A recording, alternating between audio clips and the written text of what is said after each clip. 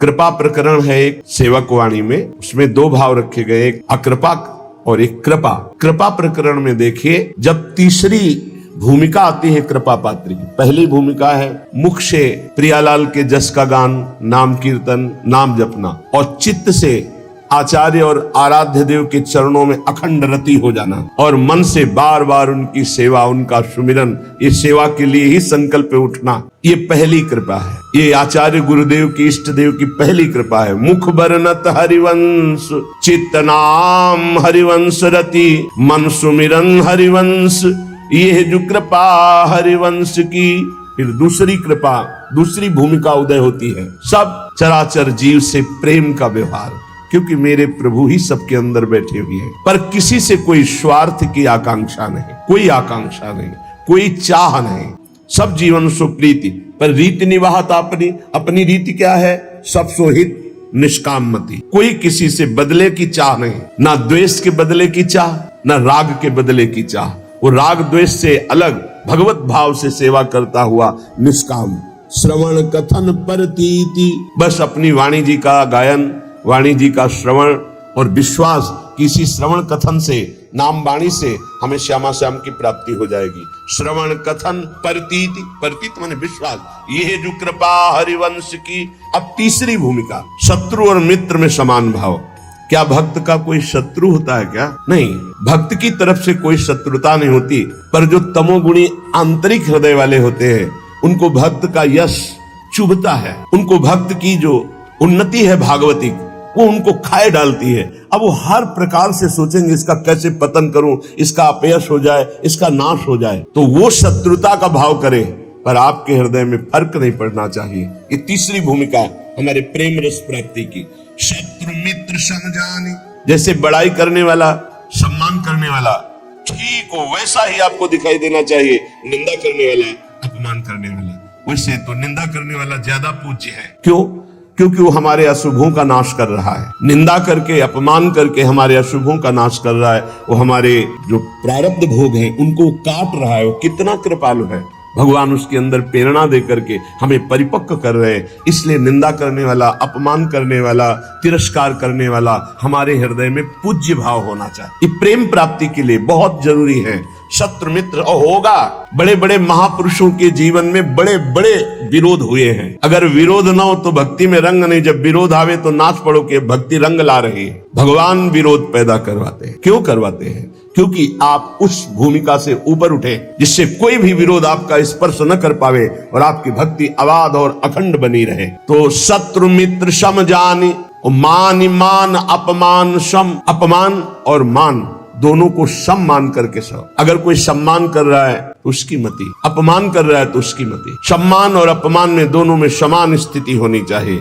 शत्रु मित्र समझानि, मान मान अपमान सम, दुख सुख लाभ न हानि। ना कोई दुख, ना कोई सुख, ना कोई लाभ, ना कोई हानि। हर समय अपने प्रिया प्रीतम के चिंतन में इतना चित्त जोड़े हैं कि दुख सुख का, लाभ हानि का कोई प्रभाव ही नहीं पड़ रहा। ये तीसरी भूमिका। चौथी भूमिका, अब जो है तैयारी हो गई प्रेम रंग रंगने की। तो भगवान ने ऐसा रंग भेजा, ऐसा रंग रंगने वाला मिला दिया जिससे प्रेम रंग से हृदय रंग जाए। बोले नितैक धर्मिन संग, नित्य उसको प्रेमी जनों का संग मिल गया। बड़ा कठिन है, सही संग मिल जाना बड़ा कठिन है, भगवान की कृपा से मिलता है। नहीं तो मिलावट ऐसी प्रपंच की बनी रहती है कि चित्त निर्विकार होकर प्रभु में लगने के लिए अगर तैयारी भी करे तो भी फिसल कर प्रपंच में फंस जाए। नित एक धर्मिन संग, बहुत संग मिले वो संग नहीं। इष्ट मिले और मन मिले, मिले भजन रस रीति, तहां निशंक है मिलिए तासों कीजे प्रीति। जहां अपना इष्ट मिले, जहां भजन की रस रीति मिले, जहां अपना मन मिले, ऐसा सत्संग मिल जाए तो बहुत जल्दी प्रेम रंग की प्राप्ति होती है। जब प्रशंसा होती है तो सबको अच्छा लगता है, और जब निंदा होती है तो सबको बुरा लगता है, लेकिन प्रेमी को नहीं। प्रशंसा प्रेमी को चुभती है और निंदा उसको मीठी लगती है। ये उल्टा मार्ग है, प्रेम का उल्टा मार्ग है। सम्मान करे तो ऐसे कर लेगा, अपमान करे तो उसके चरणों में प्रणाम करेगा। ये प्रेम का मार्ग उल्टा मार्ग है। सब प्रकार से जो तितिक्षु होता है, सहनशील होता है, उसके हृदय में प्रेम का प्रादुर्भाव। सब सहना है, कुछ नहीं कहना, ये हमारा मार्ग है। सब सहना है, कुछ नहीं कहना। अगर तुम हमें दुख देना चाहते हो तो हम सुख क्यों चाहें? अगर तुम अपमान करवाना चाहते हो तो हम सम्मान क्यों चाहेंगे? प्रभु यदि आप निंदा करवाना चाहते हो तो हम प्रशंसा क्यों चाहेंगे? हम तो आपकी चाह में चाह मिलाए हुए हैं। ये प्रेमी का हृदय होता है। प्रेम बड़ा पवित्र होता है, निर्दोष होता है। छल, कपट, बेईमानी, स्वार्थ, स्वसुखवांछा ये प्रेम में छू नहीं जाती। जहां प्रेम प्रकाशित होता है वहां छल नहीं होता, कपट नहीं होता, छुपाव नहीं होता, बेईमानी नहीं होती, स्वार्थ नहीं होता। बड़ी दिव्यता होती है, क्योंकि प्रेम दिव्य है तो विशुद्ध जिसके हृदय में जागृत होता है उसे दिव्य कर देता है। अब पार्थिव बुद्धि शरीर रागी वो दिव्य को कैसे जान पाएगी? तभी उसको आश्चर्य होता है, ऐसा कैसे हो सकता है, ऐसा कैसे हो सकता है? अरे सांप का छोटा बच्चा गरुड़ को खा जाएगा।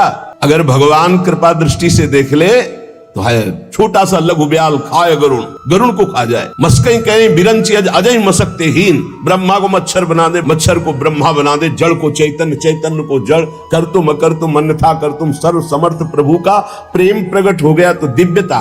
जब दिव्य प्रेम, दिव्य प्रभु की कृपा का प्रभाव होता है तो पार्थिव बुद्धि नहीं समझ पाती। भगवान की एक अपार सामर्थ्य है, ये पक्का समझिए। भक्त का यश तभी फैलता है जब जैसे झंडा फहराता है ना तो डंडे पे फहराता है। जितना मजबूत डंडा होगा और लंबा होगा उतना ही झंडा फहराएगा। ये विरोध भाव, ये निंदा, ये तिरस्कार, ये वो डंडा है जिस पे भक्त का झंडा फहराता है। अरे जमाने जोर लगा ले, कितना जोर लगाएगा, भक्त और भगवान का झंडा कभी न झुकने पाएगा। जब भगवान प्रताप प्रकट करते हैं, कौन दो सिर वाला ऐसा पैदा है जो उसका बाल बांका भी कर सके। इसलिए प्रेम मार्ग में चलने पर ना तो भय होनी चाहिए और ना भोग दैन्यता। सच्चे प्रेमी में पाप आचरण नहीं रह जाते। जो सत्य मार्ग के पथिक हैं उनमें पाप आचरण नहीं होते। पाप होते हैं कामना के कारण, और कामना होती है देहाभिमान के कारण, और देहाभिमान होता है अज्ञान के कारण। सबका मूल अज्ञान और अविद्या है। जब प्रेम का प्रकाश होता है तो अज्ञान ही नहीं रह जाता, इसलिए ना वासना रह जाती, ना कोई कामना रह जाती। भगवत प्रेम ये अंतिम चरम पुरुषार्थ है जो मोक्ष के आगे की भी बात है। भगवत प्रेम अत्यंत दुर्लभ है पर इसकी प्राप्ति कृपा से सहज में हो जाती है। अत्यंत दुर्लभ है पर कृपा से सहज में हो जाती है। यदि कोई अनन्य उत्कंठा रख करके भगवान के जो वचन शास्त्रों में, संत के वचन, उनके आश्रित हो जाए, निर्भर हो जाए तो ये प्रेम प्रकट हो जाए। हम चाहते हैं कि हमें प्रेम मिल जाए पर हम विषय भोग नहीं छोड़ेंगे, हम नाना प्रकार की पापाचरण नहीं छोड़ेंगे, तो विषयों में सुख बुद्धि जब तक रहेगी तब तक भगवान में प्रेम नहीं हो सकता। प्रेम के प्रवचन भले हो जाएं, प्रेम की बातें भले हो जाएं, विषयासक्ति और प्रेम ये बिल्कुल विपरीत है। जैसे दिन और रात, विषयासक्ति रात है और प्रेम दिन है। जिन साधकों के हृदय में विषय भोगने की प्रबल लालसा है और वो उनको त्यागे हुए आगे बढ़ रहे हैं तो उनका विषय रस के प्रति आकर्षण कम होते होते नष्ट हो जाएगा। लेकिन जो साधक विषय आकर्षण के साथ विषय क्रिया में उतर गए तो उनका फिर स्वभाव सुधरना बहुत कठिन हो जाएगा। इसलिए लालसा तो है पर भोगूंगा नहीं, क्योंकि भगवत प्राप्ति करनी है, भगवत प्रेम प्राप्ति करनी है। तो इनका विषय भाव जो अंदर से है भोगने का, एक दिन शांत हो जाएगा भजन के बल से। विषयासक्ति प्रेम में बड़ी बाधक वृत्ति है। जो विषय भोग की इच्छा, विषय पदार्थ ये अभी देखकर हमको जलाते हैं, भोगने की इच्छा होती है और हृदय जलता है। इस जलन को जो सह जाता है उसे तपस्या कहते हैं। वही तपस्वी है। बहुत सुंदर बात है, वही तपस्वी है। देख लेना, इस जलन से अनंत गुना बढ़ करके भगवान आपको शीतलता और आनंद देंगे, क्योंकि आप भगवान के लिए जल रहे हो। भगवान में ममता और आसक्ति हो जाएगी इस जलन को सहने से। सह जाओ, ये जलन सहना पड़ेगा। निंदा की जलन, अपमान की जलन, काम की जलन, क्रोध की जलन, ये सह गए तो भारी तपस्या, इसका परिणाम होगा अनंत गुना बढ़ करके भगवान आपको सुख देंगे। और नहीं सहोगे तो जलते रहोगे। क्रोध आया, गाली दे दिया, वो तुम्हें 4 गाली देगा और जलो। काम आया, भोग लिया और तृष्णा होगी। ऐसे ही जितना तुम विकारात्मक क्रियाओं की तरफ जाओगे उतने ही भ्रष्ट होते चले जाओगे। सह गए उतने ऊंचे उठते चले जाओगे। प्रेमी को ऐसा अनुभव होने लगता है कि मेरा शरीर प्रभु को समर्पित है, ये प्रभु की वस्तु है, मैं इसे भोग नहीं सकता, ये प्रभु की धरोहर है। मेरा मन प्रभु को समर्पित है, आप जाए जहां जाए प्रभु संभाले। पुत्र, धन, प्रतिष्ठा, घर, परिवार, रुपया, पैसा, सब कुछ प्रभु की प्रदत्त वस्तु है। इसमें मेरा अहंकार क्या, इसमें मेरी ममता क्या? ऐसे भक्त के हृदय में प्रेम का प्रकाश होता है। जिसके हृदय में प्रेम स्फुरित होता है उसके हृदय की स्थिति सर्वदा आनंद ही आनंद, आनंद ही आनंद, हर समय आनंद। जहां हमारा स्व प्रभु से मिला सोई आनंद की उत्पत्ति हो गई। अभी स्वाभिमान देह में है, स्वाभिमान प्रियालाल के चरणों में गया, आनंद ही आनंद है। उसी के लिए रोज सत्संग, रोज साधना हो रही।